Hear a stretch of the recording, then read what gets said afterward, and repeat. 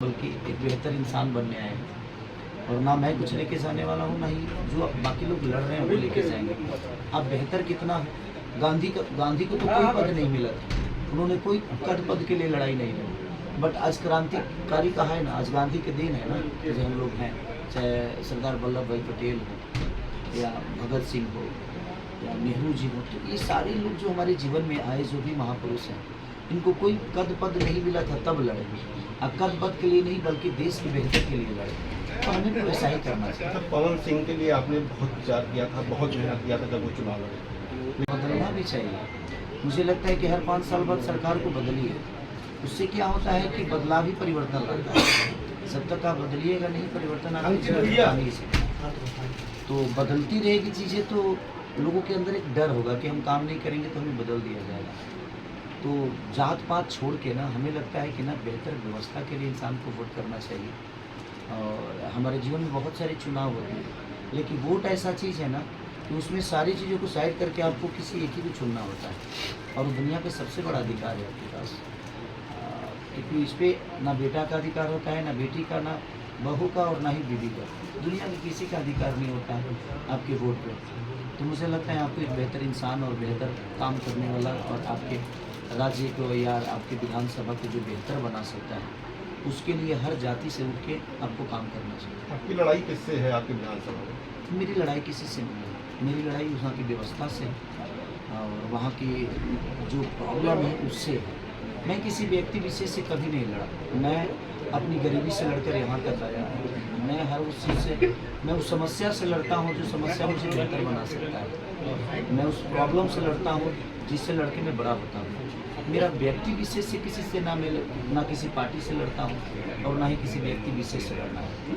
जहाँ की प्रॉब्लम है, मैं उस प्रॉब्लम को सॉल्व करने आया हूँ। तो मुझे, क्योंकि अगर मैं आपसे लड़ता हूँ तो आप मेरी प्रॉब्लम थोड़ी, वहाँ की व्यवस्था मेरी प्रॉब्लम है, वहाँ के लोगों की प्रॉब्लम ना आप हो ना मैं हूँ।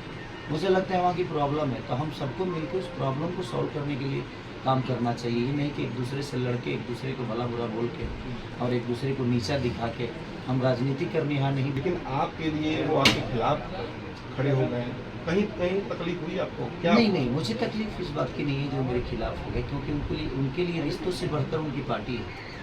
तो जब आप किसी दूसरी चीज़ की अहमियत दे देते हो ना, तो आपसे बड़े से बड़े रिश्ते खत्म हो जाते हैं।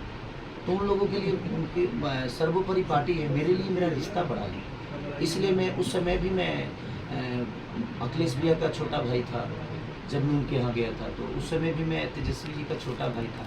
लेकिन मेरे लिए वो पार्टी मायने नहीं, बल्कि मेरे लिए पवन भैया मायने रखते हैं और उनका रिश्ता मेरे लिए मायने रखता है। बात विवाद अलग जगह पे हो गई कि हम उनके बातों का जवाब देते हैं, इसलिए क्योंकि मुझे देना पड़ेगा, क्योंकि मैं भी उनके आसपास हूँ, तो मुझे देना तो पड़ेगा भाई।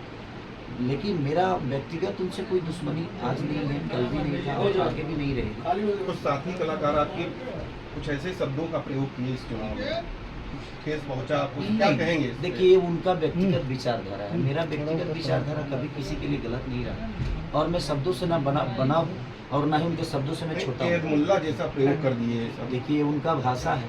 एक्चुअली हुआ क्या ना कि देखिए, बिहार के चुनाव जो हुआ ना, 15 साल 20 साल में सरकार ने कुछ किया ही नहीं था। तो हमेशा से रहा है, आप देखिएगा एनडीए के जितने भी नेता हो या स्टार प्रचारक हो, वो अपना काम कभी नहीं बताते हैं। वो जंगल राज की बात करेंगे, हिंदू मुस्लिम की बात करेंगे।